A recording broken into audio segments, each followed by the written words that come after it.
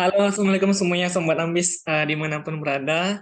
Setelah sekian lama, akhirnya Kak Dian kembali lagi ya, comeback untuk menyapa adik-adik semuanya, para Antek Ambis Olimpian begitu ya. Jadi pada pembahasan kali ini, kita akan mencoba membahas soal tryout yang dilaksanakan oleh Lembaga Pelatihan Belajar Ambis, yang ini kita susun berupaya dengan semirip mungkin dengan soal WSNK seperti itu.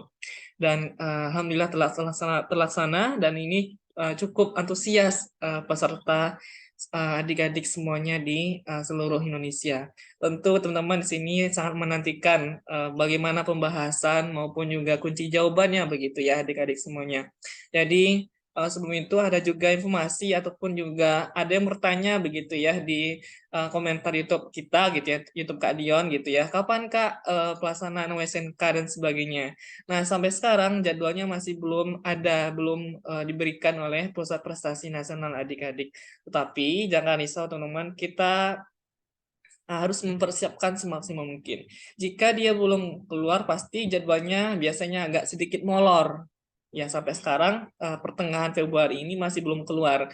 Jadi, kalau misalnya kita ambil patokan tahun sebelum-sebelumnya, misalkan tahun 2022 kemarin, katakanlah bulan April atau Mei. Nah, maka kemungkinan besar tahun sekarang juga seperti itu.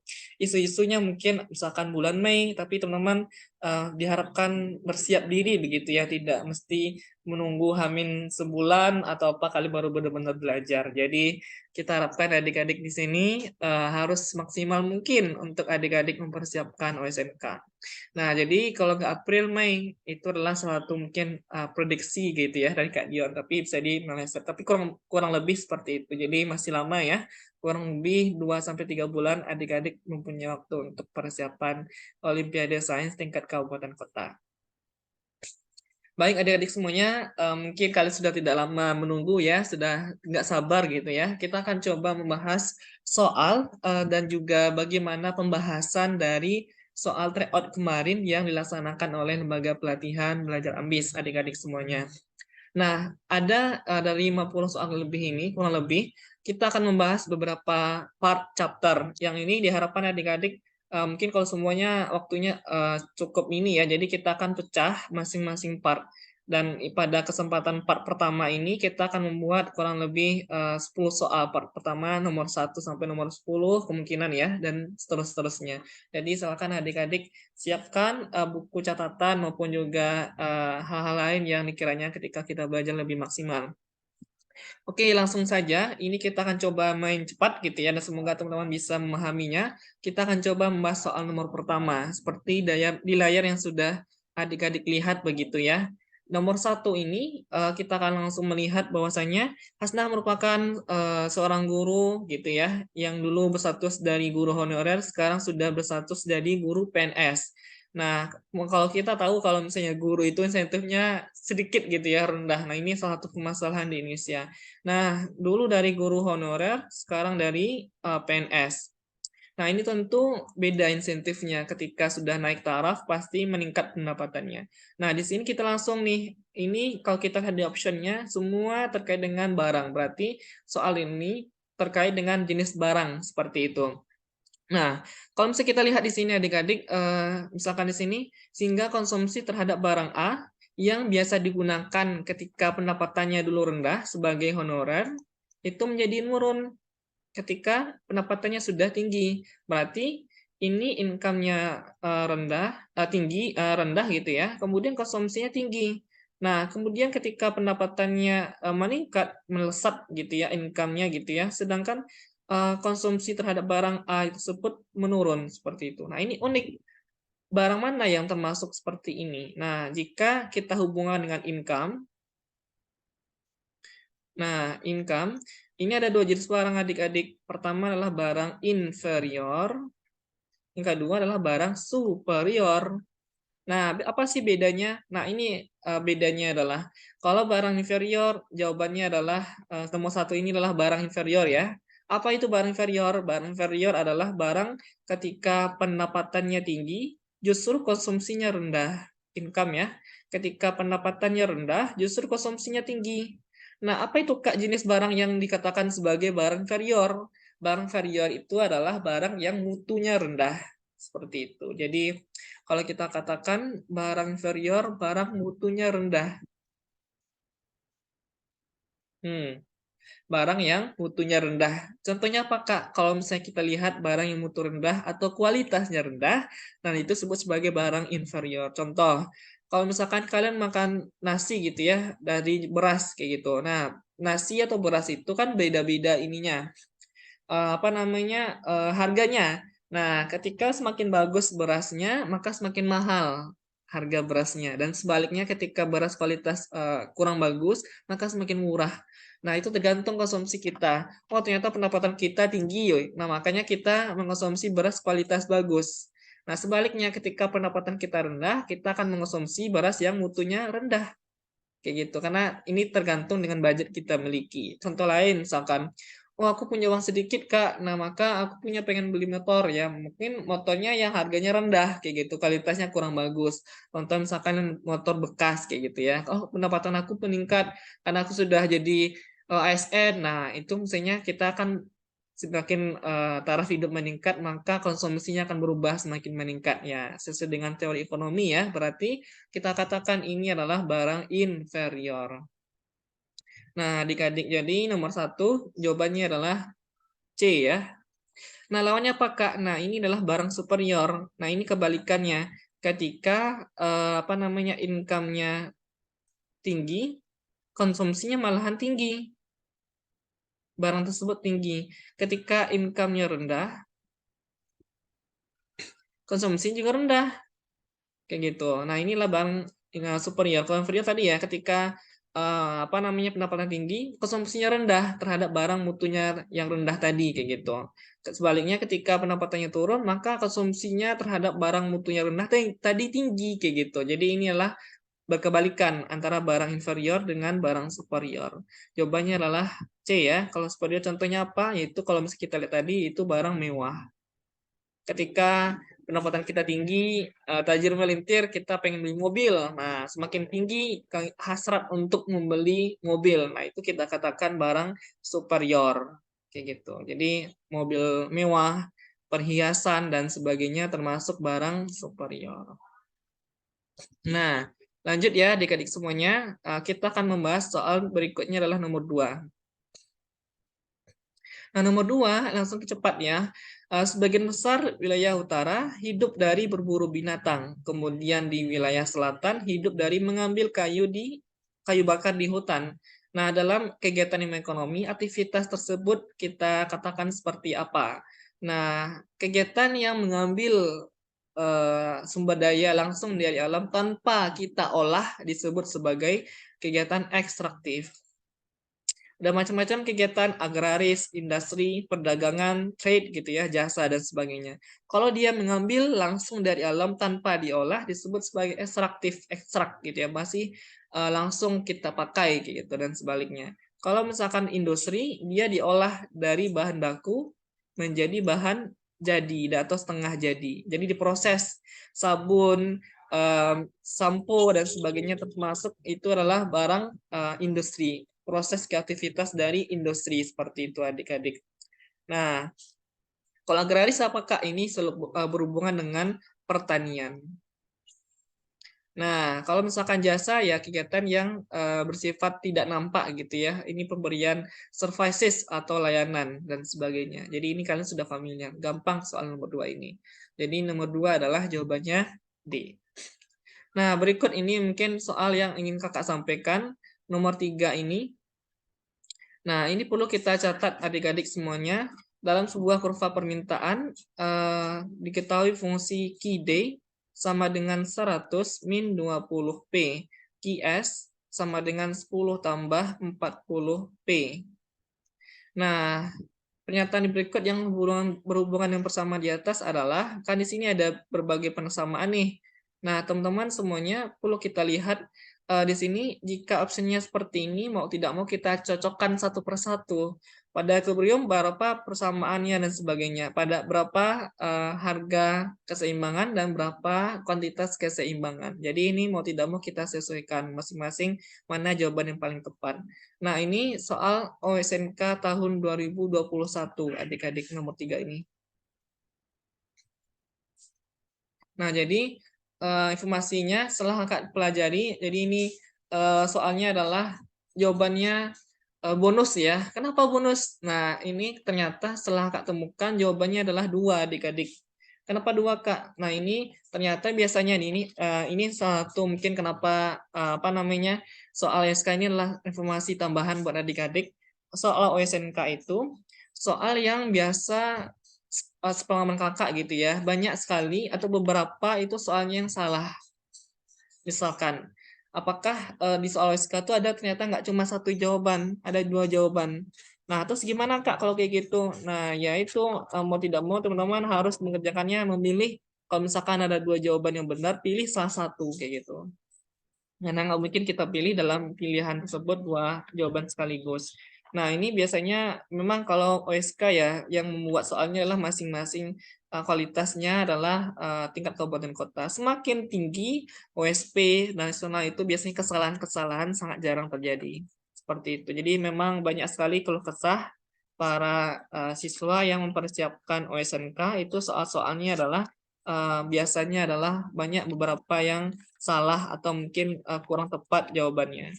Nah, ini jadi nomor nomor 3 ini karena Kak Dian tidak mengecek lagi gitu ya. Jadi nomor 3 ini dikatakan bonus. Tapi ini salah satu manfaat buat adik-adik tahu oh seperti ini soal WSNK dan ini soalnya mau tidak mau kita harus teliti begitu ya. Jadi mungkin di kunci jawabannya Kak Dian tulis E ya, tapi ini ternyata bonus ya. Mohon maaf adik-adik kayak gitu. Jadi tidak apa-apa, tapi ini menjadi salah satu pembelajaran bagi kita, bagi adik-adik tahu oh seperti itu soal SNK dan juga ada beberapa kasus di mana ini adalah soal SK 2021 membutuhkan kita harus lebih teliti untuk mengerjakannya semaksimal mungkin. Nah, nomor 3 ini jawabannya adalah 2, yaitu yang benar adalah 2. Nah, di sini bisa kita tuliskan. Jawabannya adalah A, sama jawabannya adalah C. Jika dicatat kayak gitu. Nah, coba kita lihat pada equilibrium banyaknya komputer yang dijual adalah quantity equilibriumnya 70, P-nya adalah 1,5 juta. Nah, maka kita coba persamakan nih, samakan antara fungsi permintaan dengan penawaran. Nah, langsung kita tulis ya adik-adik. 100 min 20P sama dengan 10 tambah 40P. Samakan dia dengan variabelnya. Ini P, ini P. Berarti min 20 pindah ke sebelah kiri berarti dia minus ya, min 40 sama dengan ini 10. Pindah sebelah kanan berarti dia min 100.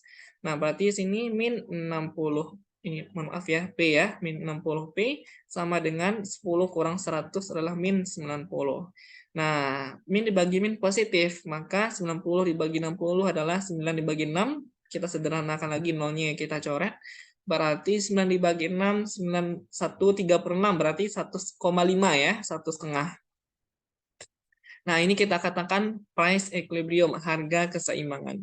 Nah, terus taunya gimana, Kak? Kuantitinya tinggal kita masukin ke salah satu variabel atau persamaannya. Misalkan adik-adik memakai yang ini, permintaan, udah tinggal masukin 100 gitu ya. 100 dikurangi 20P ya. 100 min 20 kali P-nya lah 1,5. Kita masukin langsung ke harga keseimbangannya. Nah, berarti 100 min 20 kali 1,5 adalah min 30. Dapat di sinilah kuantiti keseimbangannya 70. Jadi benar pada keseimbangan banyak komputer yang jual adalah 70, kuantiti equilibriumnya 70, kemudian harga keseimbangannya 1,5. Kalau kita satuankan di sini misalkan juta ya, 1,5 juta per paket. Nomor A jawabannya benar. Nah, ini menarik yang C ini. Jumlah komputer yang cenderung ditawarkan di pasar akan meningkat menjadi 82 jika harga komputer naik menjadi 1,8. Nah, ini yang ditawarkan. Berarti yang kita pakailah persamaan penawarannya. Ini adik-adik yang tadi QS ini. 10 tambah 40P. maka kita pindahkan ke sebelah kanan biar lebih bagus kelihatannya ya. Jadi kita pakai di sini jumlah komputer yang cenderung ditawarkan, berarti inilah supply, seperti itu. Maka kita masukkan ke persamaan penawaran seperti itu adik-adik.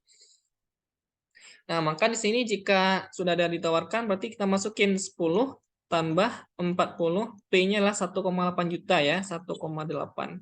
Nah, maka di sini 10 tambah 1,8 kali 4, 7,2 ya, berarti 72 kali 10 ya, 72, 40 kali 1,8, 72, kayak gitu. Nah, ditambahkan jadi 82 unit. Nah, ini benar ya, jumlah komputer yang cenderung ditawarkan di pasar meningkat menjadi 82 jika harganya naik menjadi 1,8 juta.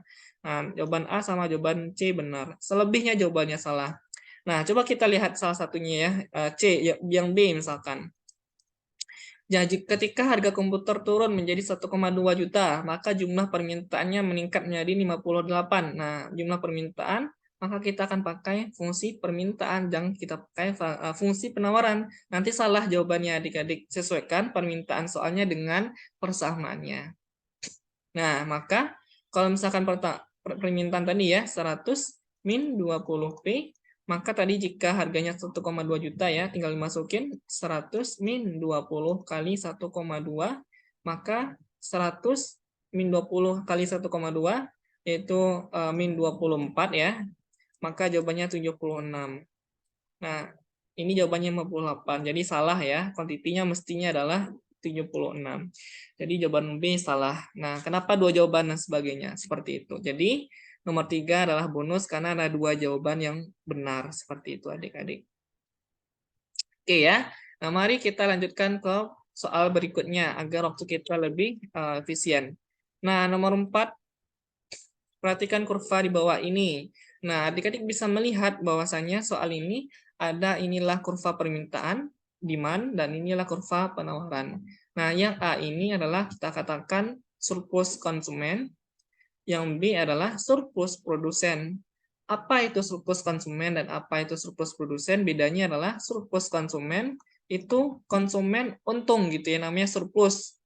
Surplus berarti konsumen untung. Kenapa dia untung? Karena dia memiliki kemampuan yang lebih. Misalkan adik-adik di sini punya uang nih, dikasih jajannya 100.000 gitu ya orang tua. Gede per hari 100.000. Nah, kalian pengen beli boba misalnya. Boba harganya adalah 15.000. Bang, berapa bang boba 15.000? Terus kata kalian, 15.000 doang, murah amat gitu ya. Nah, itu adalah kemampuan kalian jauh lebih besar dari harga bobanya cuma 15.000. Nah, ini ibaratnya orang tajir gitu ya, yang ngira ini harganya mungkin 30.000, ternyata 15.000 gitu ya, murah amat gitu ya. Nah, inilah kita katakan surplus konsumen. Kalian untung karena maksud di sini untung adalah kalian memiliki daya beli yang jauh lebih tinggi dari ketika harga yang dijualkan kayak gitu. Harga yang kalian tahu pengen beli itu cuma 15.000, kalian punya daya belinya tinggi kayak gitu. Nah, ini kita katakan surplus konsumen. Nah, sebaliknya surplus produsen, produsen untung. Kenapa dia untung? Nah, karena di sini kita katakan daya jualnya lebih tinggi. Misalkan di pasaran harga boba adalah 15.000. Nah, kalian produsen ini dia bisa loh, gue bisa jual boba nih cuma 5.000 doang, gue masih untung nih gitu. Nah, gue untung 10.000, nah gitu. Gue ikut dari pasar aja 15.000 gitu. Nah, itu adalah bikin kalian untung gitu ya. Kalian ikut harga pasar ya sama aliansi produsen, sama-sama jual 15.000. Tapi kalian bisa jual dengan harga 5.000, mau nggak mau nurut gitu ya, nanti pada digebukin sama pedagang lain, kalian dijual di harga pasar ini menyaingi yang lain, nah makanya kalian ikut gitu ya 15.000. Nah, ini kita katakan surplus produsen. Kak, kunci jawabannya nomor 4 ini apa Kak? Nah, kalau kita lihat di sini adik-adik, untuk soal nomor 4 kunci jawabannya adalah D. Langsung saja ya kita ke kunci jawabannya ya, biar teman-teman bisa melihat. Nah, nomor 4, kunci jawabannya adalah D. Kenapa D? Ini yang kita katakan surplus produsen. Perhatikan dia daerah mana. Yang A, surplus konsumen, daerah A, benar. Tapi yang B, surplus produsen, daerah A. Ini mestinya surplus konsumen. Coret aja yang nggak masuk akal, kayak gitu. Yang C, surplus konsumen, daerah B. Mestinya ini surplus produsen. Berarti coret lagi. Nah, kayak gitu cara cepat kita melihat mana daerah yang termasuk surplus konsumen dan mana daerah yang termasuk surplus produsen. Nah, jadi jawaban tepat adalah D. Surplus produsen yaitu daerah B, benar ya. Dinikmati oleh produsen super marginal. Nah, di sini ada istilah namanya super marginal. Kalau kata-kata super, super berarti dia untung ya, dia memiliki kekuatan besar gitu ya. Untung atau dengan kekuatan power yang bagus gitu. Nah, kenapa dia untung? Yaitu produsen yang ongkos produksinya di bawah harga pasar. Inilah yang Kak Den katakan tadi. Katakanlah ongkosnya cuma 5.000, pasar jual 15.000. Nah, ini untung jauh 10.000 kayak gitu. Nah, ini kita katakan super marginal. Nah, sebaliknya lawan dari super adalah sub marginal. Bedanya apa? Kalau sub dia nggak untung, rugi malahan. Katakanlah ongkosnya itu kalian membuat boba harganya adalah 15.000, pasar jual 10.000. Kok nggak mungkin kalian jual 15.000? Kalau kalian jual 15.000, udah makin kalah kalian siapa yang mau beli gitu ya. Nah, orang belinya 10.000 karena penjual lain bisa menjual 10.000. Nah, ini ongkos kalian 15.000. Nah, ini kita katakan submarginal, rugi dia. Jawaban tepat nomor 4 adalah D. Surplus produsen dinikmati oleh produsen supermarginal, yaitu yang produsen yang membuat barang tersebut ongkos produksinya di bawah harga pasar sehingga dia untung ketika menjual di atas atau pada harga pasar seperti itu. Nah, begitu ya adik-adik semuanya. Menarik soal nomor 4 ini. Nah, mari kita lanjutkan dengan soal nomor 5. Nah, nomor 5 ini nggak ada hitung-hitungan ya. Nah, inilah soal yang hanya teori. Pernyataan yang tidak, udah boleh mohon maaf ya, tidak termasuk dalam kajian ekonomi mikro. Nah, kita tahu mikro itulah ruang lingkup kajian individu ya, entitas sebuah usaha, individu. Maka yang tidak termasuk dalam kajian ekonomi mikro mana? Nah, di sini harga daging sapi itu adalah mikro, laba astra berarti perusahaan mikro, harga komputer mikro, produktivitas kerja mikro. Jawaban yang bukan adalah C. Output domestik. Inilah kajian terkait dengan pendapatan nasional. Masuk dari ekonomi makro. Jadi jawaban yang bukan adalah C. Gampang ya? Nah, mari kita lanjutkan dengan soal nomor 6. Nah, ini masuk dengan soal consumption. Ini materi yang jarang dipelajari di kelas, tapi biasanya masuk dengan OSNK. Nah, ini kakak harapkan adik-adik nanti ketika pembinaan atau yang tertarik bergabung sama AMBIS, ini kalian harus belajar ini materi ini benar-benar harus kuasai. Karena ini materi yang tidak atau jarang dipelajari di kelas, tapi masuk dengan OSNK. Seperti itu. Kak Jamin biasanya pasti masuk ini soal tentang konsumsi. Ini mohon maaf namanya awalnya Kak Dion, setelah itu Silce. Nah, nggak apa ya adik-adik. Nah, awalnya katakanlah apa namanya, dia belum punya pekerjaan. Berarti ketika itu pendapatannya adalah Y1-nya adalah 0. Karena dia belum punya pekerjaan, otomatis pendapatannya 0 ya. Nah, konsumsinya adalah ia harus mengeluarkan uang sebesar 3 juta untuk memenuhi kebutuhannya. Berarti C1-nya adalah 3 juta. Nah, setelah selesai bekerja, langsung nih Y2-nya. Y1 adalah pendapatan di awal, income. Y2 adalah pendapatan setelah bekerja, yaitu di sinilah 8 juta ya. Jangan dicatat adik-adik 8 juta. Kemudian, nah di sini ada dia menabung. Kalau menabung berarti saving ya. Kalau di sini konsumsi awalnya 3 juta, otomatis tabungannya 0 juga ya, karena dia nggak punya pendapatan. Nah, di sini S2-nya adalah dia bisa menabung sebesar 500.000. Berarti kalau kita bulatkan dengan juta, 0,5 juta. Nah, ini otomatis nih kita tahu berapa kira-kira konsumsinya. Karena ada rumus yang kita tahu bahwasanya pendapatan, sebagian kita alokasikan dengan konsumsi, sebagian lagi dengan saving, menabung. Jika pendapatan Kak Dion 8 juta, kemudian tabungannya 0,5, berapa konsumsinya? Jelas ini ya 7,5 itu. 7,5 ditambah setengah juta berarti 8 juta. Nah, berarti konsumsi keduanya adalah 7,5 juta. Nah, seperti itu. Kita bikin persamaannya. Y1 berapa, C1 berapa, S1 berapa. Itu lebih gampangnya. Nah, karena kita tahu bahwasanya di sini ditanyakan fungsi konsumsi, kita tahu fungsi konsumsi sama dengan A ditambah B kali Y. A itu adalah konsumsi otonom sebelum bekerja. Nah, ini udah kita tahu nih. Konsumsi otonomnya adalah yang sebelum dia bekerja atau menganggur adalah 3 juta. 3 juta. Ditambah dengan B ini adalah MPC. Nah, gimana Kak cara mencari MPC? Nah, cara mencari MPC itu adalah rumus lain, yaitu delta C, selisih konsumsi setelah dengan sebelum dibagi dengan delta Y. Selisih pendapatan kita setelah bekerja dengan sebelum bekerja. Nah, gimana Kak? Nah, ini tinggal dikurangi ya. Delta C berarti C2 dikurangi C1. C2 dikurangi C1, 7,5 dikurangi 3, berarti 4,5. Kemudian delta Y-nya adalah pendapatan setelah bekerja dengan sebelum, Y2 dikurangi dengan Y1, 8 juta dikurangi 0 juta gitu ya, karena tidak ada punya pendapatan berarti 8 juta. Nah, 4,5 dibagi 8 jawabannya adalah 0,56. Silakan nanti ada dicek gitu ya, hitung secara manual.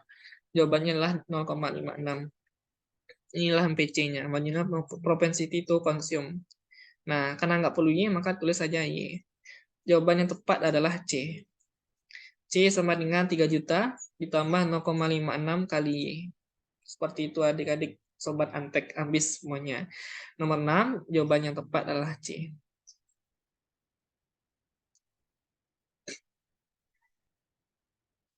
Mari kita lanjutkan dengan soal nomor 7. Soal nomor 7 ini cukup menarik. Kenapa menarik? Nah, inilah masih teori, biar nggak hitung ya. Nah, demand for healthcare is relatively inelastic because 1% change in price result in. Nah, kalau kita tahu elastisitas ada elastik, ada inelastik. Bedanya apa? Kalau inelastik, nah inelastik ini adalah ketika nilai elastisitasnya kecil dari 1. Maksudnya adalah ketika harga di sini because 1% change in price result in gitu ya. Ketika misalkan harga naik 1%, maka jumlah barang yang diminta turun kurang dari 1%. Nah, itu inelastik karena kecil dari 1. Kalau elastik ketika harga naik 1%, maka jumlah barang yang diminta turun lebih dari 1%. Kalau besar dari 1. Kalau elastis ya. Nah, maka jawaban yang tepat untuk nomor 7 ini adalah C. Less than 1% decrease in quantity demanded ketika harga naik 1%. Jawaban tepat nomor 7 adalah C. Lanjut dengan soal nomor 8. Nah, nomor 8 di sini if, mohon maaf kakak dia kecilin ya. Nah, nomor 8, if good has price elasticity of demand 10. Jadi ketika nilai elastisitasnya itu sama dengan 10. Nah, ini sudah kita tahu ya, jika dia besar di 1, maka di elastik. Maka jika nilainya 10, maka kita katakan nilainya adalah ini elastis. Nah, jika ada pajak 1% terhadap barang, maka kalau kita tahu ada pajak, biasanya itu menurunkan permintaan. Maka itu berdampak dari penurunannya permintaan jika ada pajak. Nah, tax itu adalah sama dengan 1%. Nah, kita tahu, maka jawaban yang tepat adalah mana? Ya, tinggal kita kalikan. 10 kali 1% sama dengan 10%. Jika ada tax berarti harga naik ya. Harga naik 1%, maka jumlah barang diminta turun sebesar 10%. Jawaban tepat nomor 8 adalah B. The quantity demanded will decrease by 10%. Tinggal dikalikan. Jangan kalian jawabnya lah E, drop 10 times. Itu adalah di sini 10 aja. Ini satunya persen. Maka perlu kita kalikan. Ya, jawaban yang tepat lah B, bukan E ya adik-adik semuanya. Mungkin ada yang jawab E kayak gitu. Oke, masih tinggal 2 lagi. Cepat ya kita bahas. Semoga ini menjadi kemudahan bagi adik-adik belajar untuk mempersiapkan USNK 2023. Garis anggaran atau budget line, 2 macam barang, yaitu misalkan baju dan celana.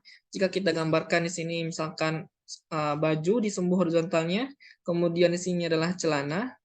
akan bergeser ke sebelah kiri. Nah, kenapa dia bergeser sebelah kiri? Awalnya dia beli baju nih, ini BL1 budget line pertama, ini BL2 budget line kedua. Awalnya bisa beli baju dengan pendapatan yang memiliki 10, celana 10 maksimal. Sekarang dengan anggaran yang bergeser sebelah kiri, artinya lah menurun ya. Ketika bergeser sebelah kiri, maka dia menurun. Kita lihat di sini. Hanya bisa beli 9 baju dengan 9 celana. Nah, dalam hal ini ada dua penyebab kenapa dia bergeser.